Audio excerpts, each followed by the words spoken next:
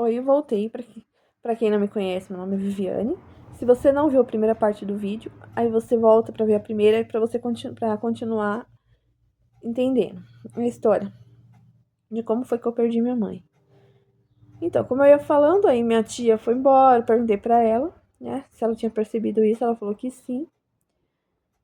E tudo bem. Aí quando foi à noite, eu fiz janta pra ela jantou, minha irmã tava em casa, na casa dela, né? Minha irmã jantou com ela, comeu tudo lá, e tudo. Minha irmã foi embora. Eu saí lá fora pra dar tchau pra minha irmã, tudo e mais.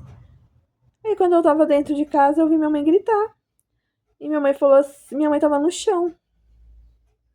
A hora que não, no chão não, ela tinha levantado, conseguido se levantar, reerguer na cama, mas ela tava toda mijada, toda. Porque ela tava usando fralda, né? Por causa do. Que ela não tava conseguindo levantar pra ir no banheiro a tempo. Então. E aí ela falou que ela só queria ir tomar banho, que ela não tinha conseguido, que ela tinha caído, que a perna dela não tava comandando.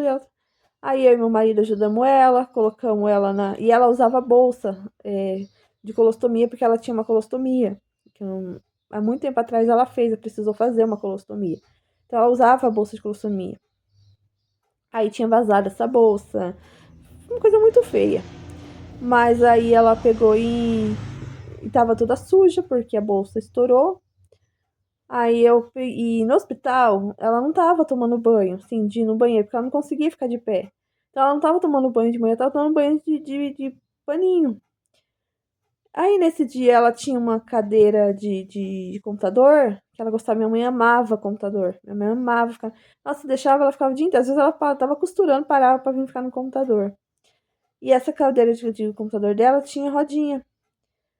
Aí a gente sentou ela, e como a gente não tinha cadeira de banho, não tinha nada, a gente catou essa cadeira de banho e de roda do computador, colocou ela e colocou debaixo do chuveiro.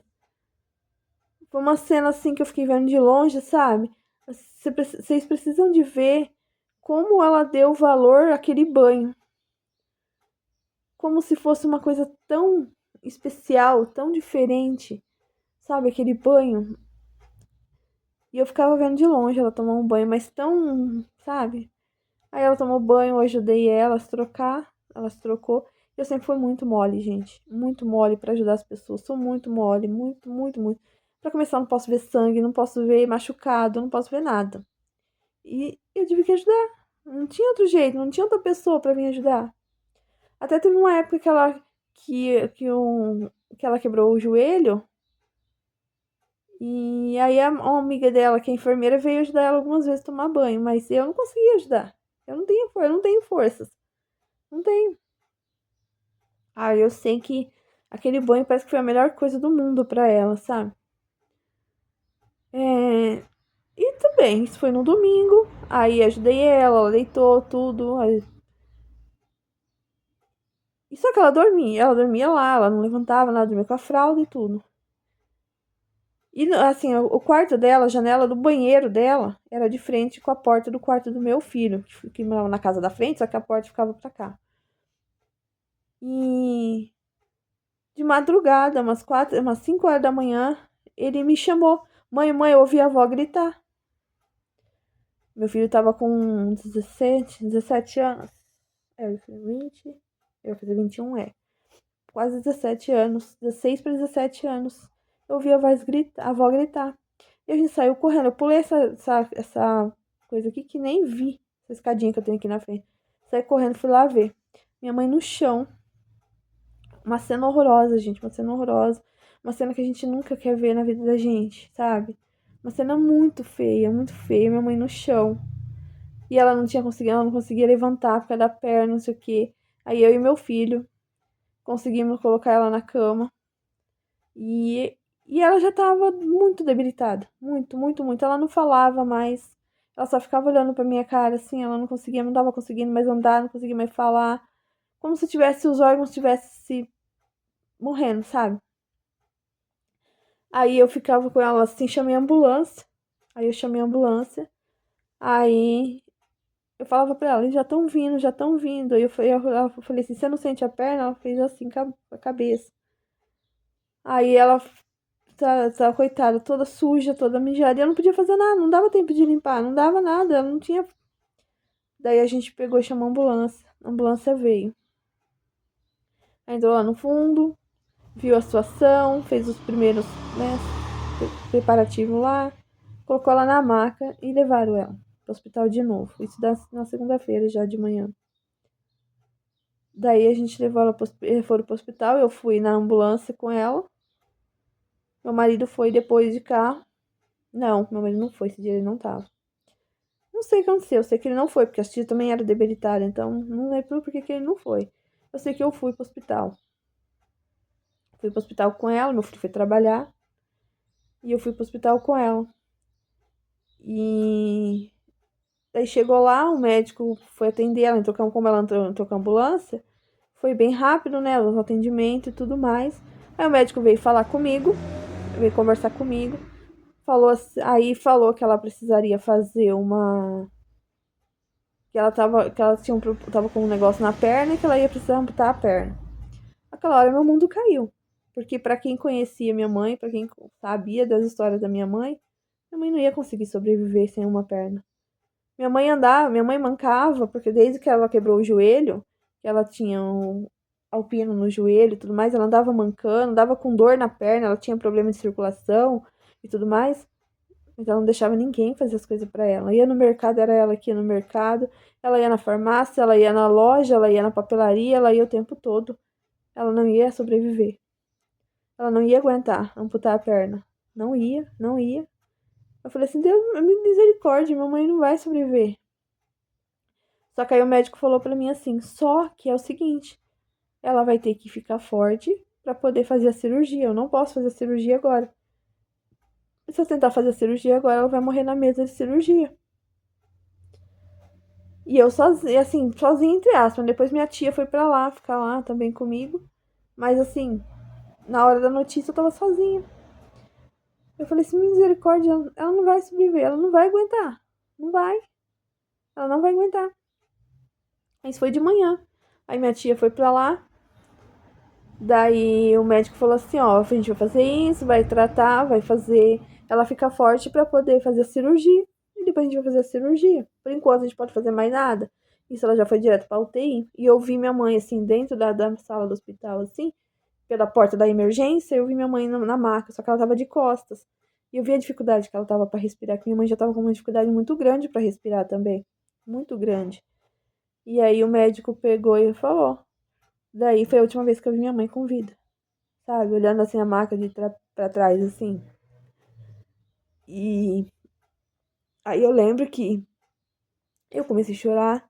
Daí o médico falou assim, ela tinha problema disso, isso. Eu falei, minha mãe não falava as coisas pra gente, minha mãe não falava.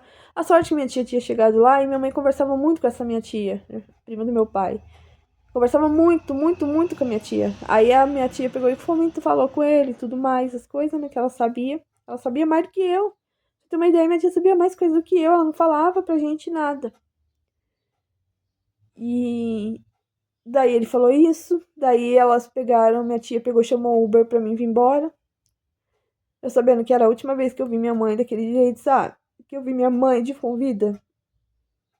Aí eu peguei, vim embora chorando no Uber. E aí, como era UTI, não podia ficar. Não podia ficar ninguém, tinha que vir embora. Aí ele falou, 4 horas vai ter uma visita. Aí a gente conversa com a visita, quem vier. E minha irmã ficou de ir. Que minha irmã entende mais as coisas, né? Sabe? É melhor pra essas coisas. E era 4 horas a visita. Aí falei assim com a minha irmã ia, passamos. Quando foi 3, pouquinho, ligaram pra minha irmã ir no hospital. Quando ligou pra minha irmã ir no hospital, a gente já praticamente sabia. Eles não ligam pra ir pro hospital se não tiver nada. Aí eu já tava aqui, no pé no outro. Aí quando foi, aí minha irmã me liga, desesperada. E a mãe morreu. A mãe morreu, a gente perdeu a mãe. A gente perdeu a mãe.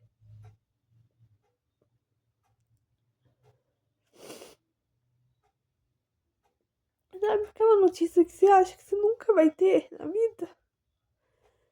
você nunca vai receber na vida. É tão difícil. Tão difícil. Porque a gente tava tão acostumado com ela indo nos médicos, nas coisas, que a gente achou que ia ser mais uma vez, que ela ia no médico, que ela ia voltar. E ia continuar vivendo assim. Mas não foi bem assim. Aí, ela morreu no dia 29 de novembro. No dia do aniversário do meu irmão. Ai, foi tão difícil. Tão difícil, tão difícil. Não é fácil a gente enterrar a mãe da gente, sabe? Não é fácil de enterrar ninguém, não é fácil de enterrar nenhum parente, nenhum amigo, nem. E assim, a gente já tava vindo, por causa foi da época do Covid, a gente já tava vindo de uma época de. A gente já tá começando a ter sabe, enterrar outro, e morre um e morre outro. Que. Mas é muito difícil, muito difícil, muito difícil. Minha filha tava com 12, tava com 8 anos naquela época. Era o grude da minha mãe, era o grude da minha mãe. Onde minha mãe tava, a Lívia tava. Onde minha mãe tava, a Lívia tava. Minha mãe brigava com a Lívia, mas tava chamando a Lívia o tempo todo. E a Lívia levantava aqui, nos escovava dente, não fazia nada, já ia direto pra casa da minha mãe. E lá elas ficavam, elas comiam, elas brincavam, elas faziam de tudo. Era companheira da minha mãe, sabe? Era companheira da minha mãe. Elas ficavam o dia inteiro juntas, o dia inteiro. Pra falar pra ela, pra contar pra ela. Gente, não é fácil. Até hoje é muito difícil, eu sinto tanta falta. Às vezes a gente acontece alguma coisa, né? Porque eu saía daqui de manhã, era pra casa dela também, tomar um café da manhã com ela, tomava um café da manhã. Daí eu vinha pra casa, fazia as coisas que tinha que fazer, ajudava a cuidar da outra das tias.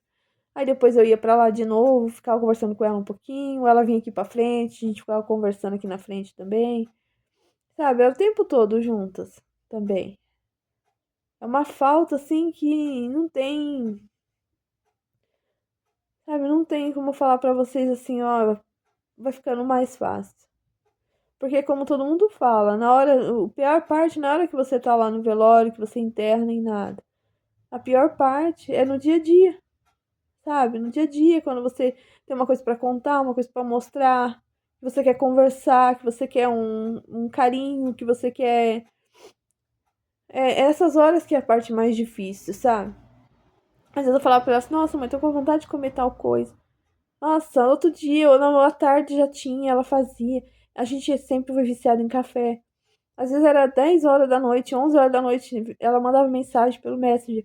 Vivi, vem tomar café, acabei de passar um cafezinho agora, vem fazer. Vi, eu fiz arroz doce, vem pegar arroz doce, sabe? Essas coisas que a gente vai sentindo falta, vai sentindo falta. É muito triste, gente, muito, muito triste. Por isso que eu falo tudo. Às vezes eu vejo gente brigando com as mães assim à toa, sem motivo, sem razão, sem nada. Não briga, gente, dá valor agora, porque quando você perde, não tem nada que faça mais sentido, sabe? Às vezes perde todo sentido. E não adianta você pensar, ah, devia ter feito isso, devia ter feito aquilo, devia ter feito. Não. Faz agora, faz enquanto você pode fazer. Eu, graças a Deus, eu tenho na minha cabeça, minha consciência limpa de que eu fiz por ela em vida tudo, tudo que eu podia ter feito, eu fiz. Eu ajudei ela até o último minuto. Então, essa dor de não ter ajudado, eu não carrego. Graças a Deus, eu fiz tudo que eu podia ter feito por ela, tudo. Então, gente, dê valor na mãe de vocês. Vocês que têm a mãe de vocês, dê muito valor. Porque depois não adianta ficar, ah, eu devia ter feito, eu devia ter falado, eu devia ter. Não, não só na mãe, não, viu, gente? Dê valor em todo mundo. Porque a vida tá passando muito rápido. E o arrependimento não traz ninguém de volta, não. Tá bom, gente? Eu espero que vocês tenham gostado da minha história. Gostado? Não, né? Mas vocês tenham entendido por que eu ando tão desanimada pra gravar vídeos, pra fazer qualquer coisa, tá bom? Beijo e fique com Deus.